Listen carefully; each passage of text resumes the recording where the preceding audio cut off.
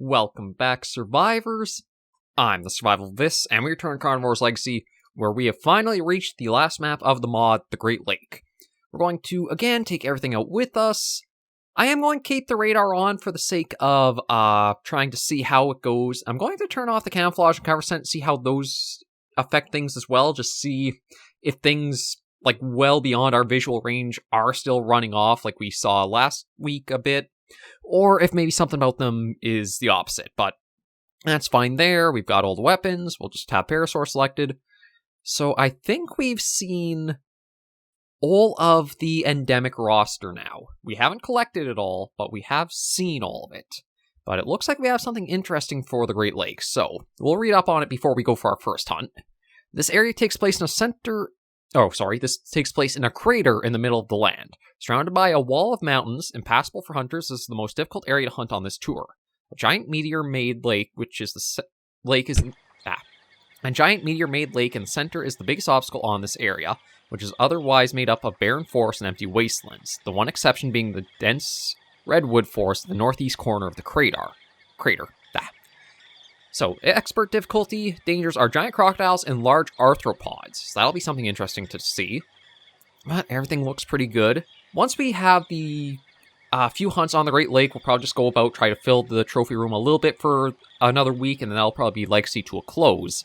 But I think it's been it's been a great mod. I've still had some little nitpicks, but if you were looking for like a remaster of Carnivores 1 brought forward with Mars Engine Edition, I think Legacy is the best one to have. Best pick for that and best we've seen so far. But I think that's enough talking. You're here for some hunting, so let's get right into things. Okay, we're dropped in. As always, we'll just be ready with the pistol to start. But it looks like it's a pretty dusty and barren area. And very, very different than what I was expecting us to see. Like, the Great Lake in, I think, Carnivores Plus was much different than this.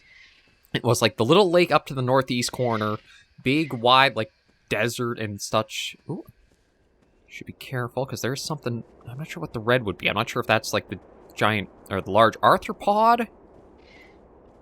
Or what? It has to be a...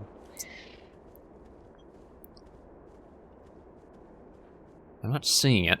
But yeah, I was not expecting this take for it, and I'm kind of surprised that they're listing this as, like, an expert difficulty map so far.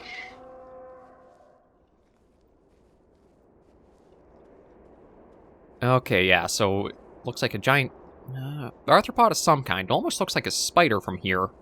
I don't want to get too close because our focus, again, is see what we can find when it comes to endemic life. We're only missing... I'm pretty sure we've at least seen the full roster. We are trying to get, I think it's a Gorgosaurus? A Gorgosaurus and Dracodon, I think, are the two that we may possibly be able to find from here. Okay, so there's a Majungatholus and an Allosaurus up there. I'm not after either of them, so I think I might just leave those alone. And we'll try going down to the southeast, or, well, more east-southeast. Because there is a little grouping of things there. But yeah, so far, I was expecting, like, more harsh terrain, the hills to be a little bit more dominant, and... basically, kind of like how the Great Lake was in Carnivores Plus. This is literally just a big crater map. It looks like the center where the lake is filled with crocodilians, so you don't exactly want to go in there. Maybe we'll see about trying to take down one of these large arthropods too, depending on what we have to see and find first.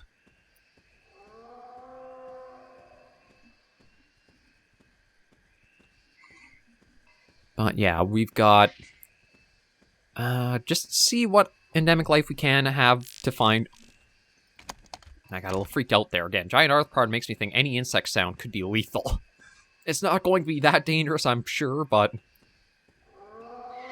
I just finished up recordings for The Long Dark, so any little sounds are starting to set me on edge, because it ended off on pretty close to lethal end for those recordings. It says Erepocavis, but okay, so that... Okay, whatever we were after has gone straight north for us.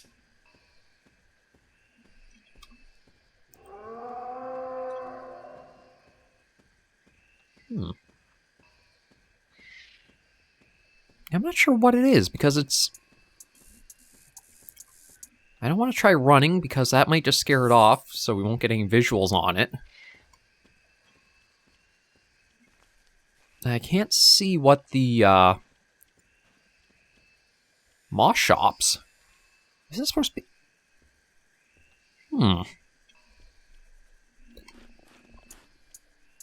I thought it was supposed to be moss chops, so I'm wondering if that means that's something different.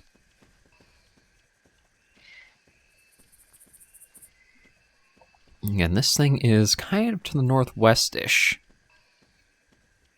I'm not really liking how the terrain is here, because...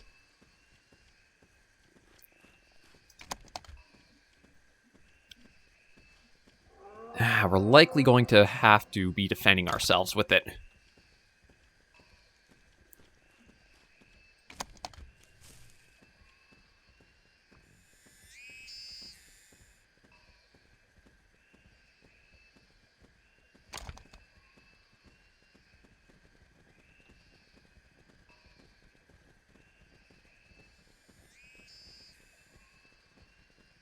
It might be a Styracosaurus. It looked like a really dark blue color.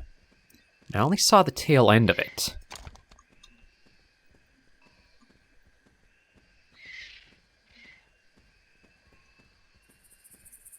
Oh, come on, get me up there. Oh, yeah, it was just Styracosaurus. Okay, I'm going to leave that. There are some sounds that do set me a bit on edge, but yeah, this moss hops... I wonder if this is like the carnivorous one. Because I'm...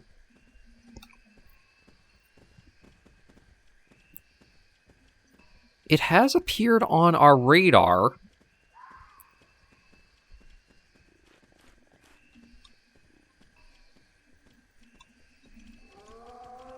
No. Oh no, maybe it is that thing there, the Erepocavis.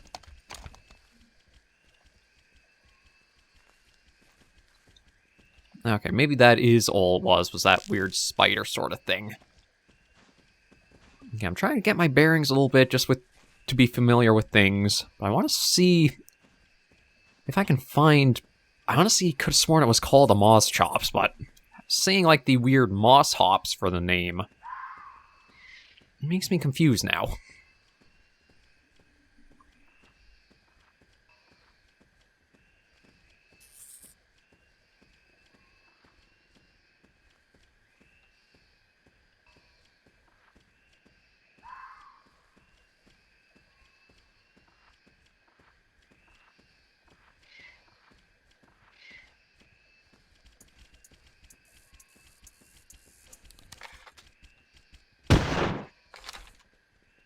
Okay, yeah, so that was what I was seeing. Okay, so the red ones that are roaming around are probably like those spider-like things. Good to know.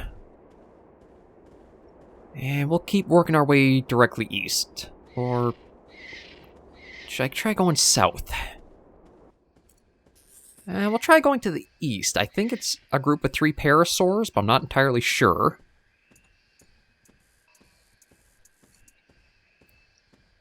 Yeah, I think it is just 3 parasaurs, but there is an endemic past them.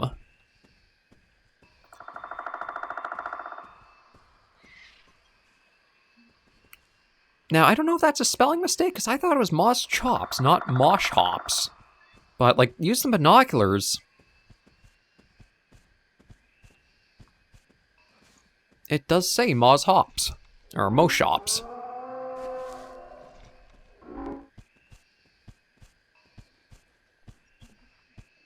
Yeah, okay, maybe I've had it wrong this entire time.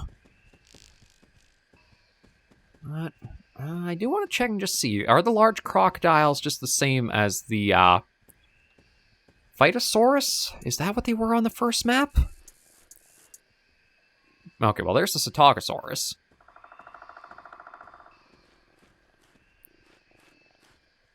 I guess because they're in the water, I can't actually see them for the binocular giving me the names.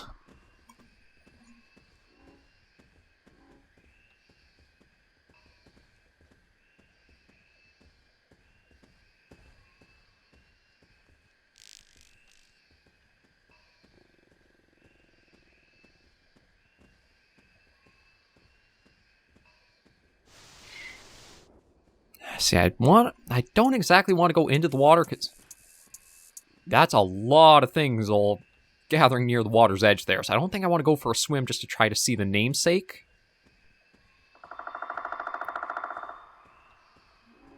Just kind of hoping I could spot something like along the shore maybe.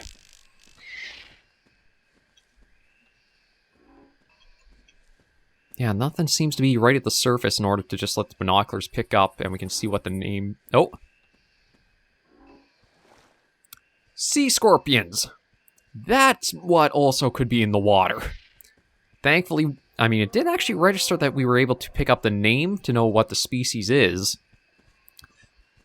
But I think... I want to say Eucalyptus.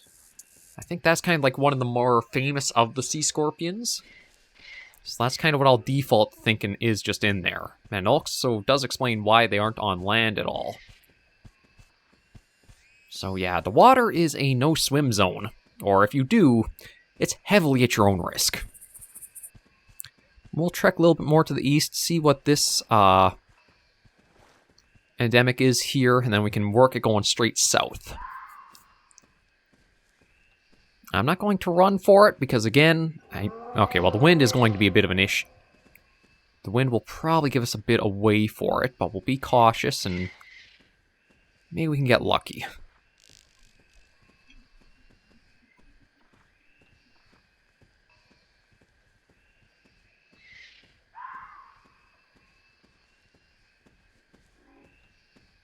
I'm going to try going a little bit north, and then I can hopefully cut directly east. And that will hopefully not have the wind blowing our scent towards what we're after.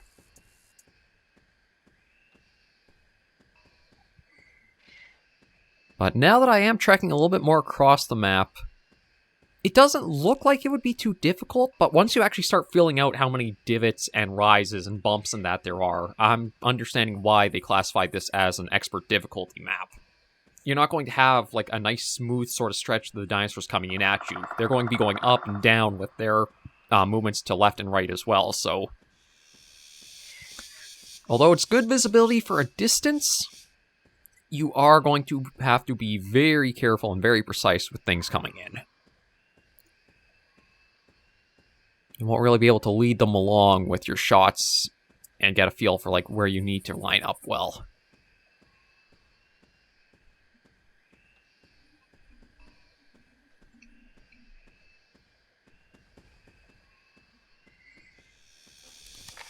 Okay, you know what? Let me switch out to the revolver until we get visual, just in case this is something that is very sensitive and might come rushing into us.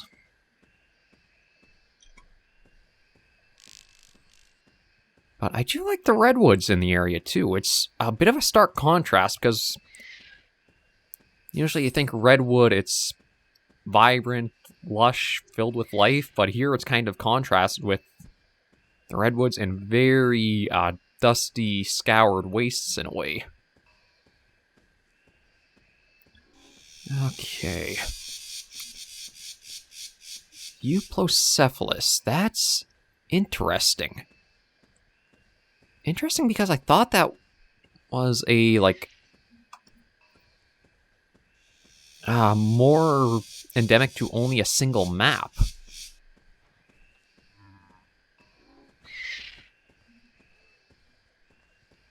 But the wind shouldn't be a factor here.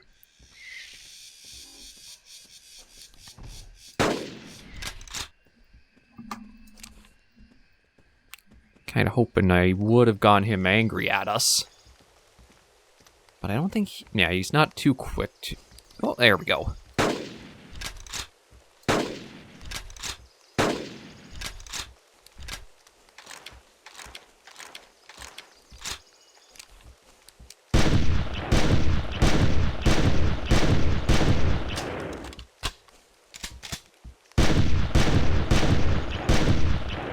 Okay, he's taking a lot to go down. There we go. Okay, so we got our first new claim from the map. Well, not really a new claim, but he does fill out the Euplocephalus, which... I can't remember if we had the 2 or we only had the 1. Either way, at least guarantees we have 2 now. So we're going to try trekking far to the south where there's that other endemic in the corner. And that'll probably be it for this hunt if all goes well. Although, admittedly, trying to navigate some of these hills and such is a little difficult. The slopes are proving a little too steep. There we go.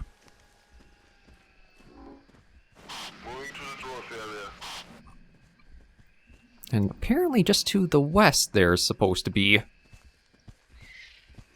a parasaur. Oh yeah, there's one just down there. Yeah, I don't know how certain animals would pick us up so far out of our render range. It could have been from the wind, but I didn't think it was in the same direction or strong enough, because, like, yeah, normally the parasaurs, it's super hard to get this close. But as long as there's, like, I guess, terrain truly blocking you... oh. Dicelotosaurus!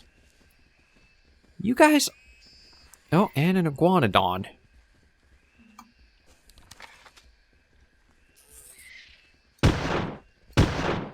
Yeah, I'll just take care of that, because he might have been... it could have provoked to coming after us, so just preemptive strikes to take it down. I guess the Dristolatosaurs probably messed up that name. I know I just seen it, my apologies. It seems like they are kind of like the Dryosaurs we encountered on some of the other maps.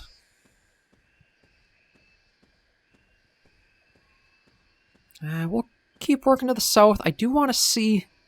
there is one thing right at the water's edge. Maybe it's a sea scorpion that's come onto land. And we might be able to get a look at one there safely.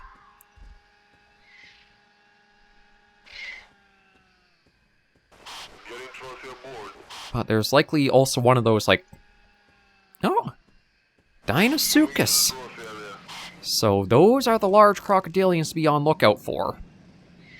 Looks like he's having a... I say mud bath, but truth be told, it looks like it's more just dusting. Such there.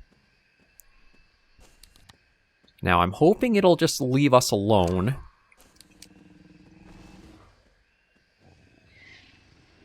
I'm going to try to give us some more distance away from it to help.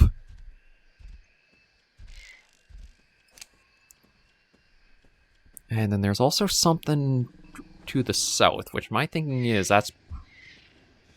okay, well, there's a parasaur to the south, too.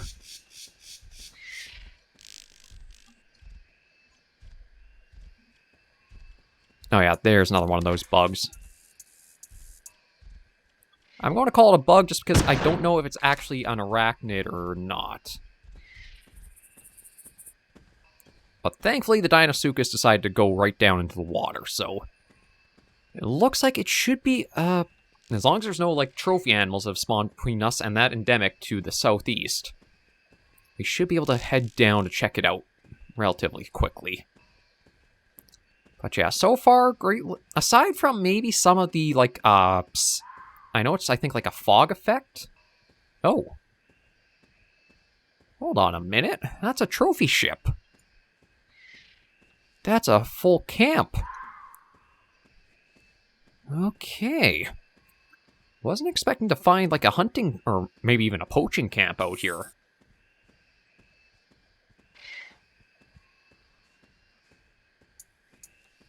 Now imagine if that was a way you could find new weapons to use in carnivores, that there would be, like, abandoned hunting camps or poaching camps that maybe things didn't get safely retrieved from, that you could acquire.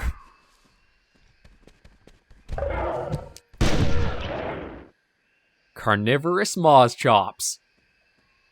We found one. Legacy's unicorn.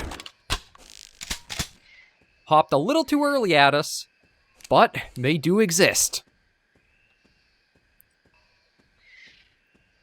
On the one hand, it probably would have been funny to have seen it taken down by us, but yeah, that's interesting to know. And they will not appear as like any dots on the map, so any Moz... Again, it says Mozhops, I'm pretty sure it's Mozchops, but I may be mistaken there. Any single one of those could prove to be a carnivorous one that you spot. But we got the Legacy's unicorn. I think it's...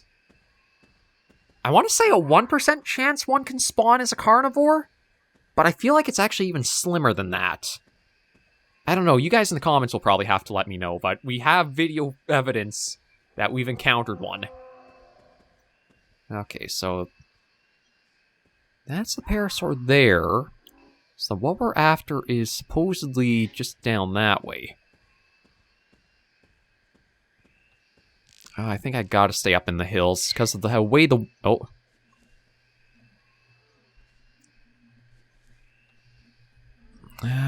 Okay, so about... It's about the same distance as the parasaur, but it's...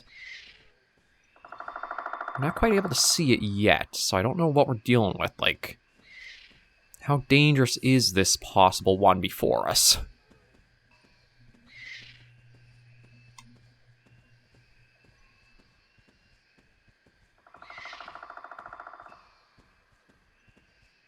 I am tempted to be ready with the shotgun because we encountered the one so far. Like, I don't know... Are they all aggressive on this map?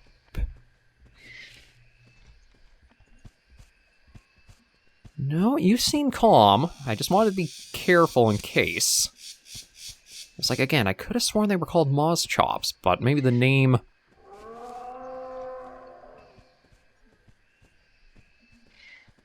has more meaning with it. Okay, there's a Psittacosaurus. Okay, there's a parasaur there. Oh, it's another Antrodemus. I don't need it, but you know what?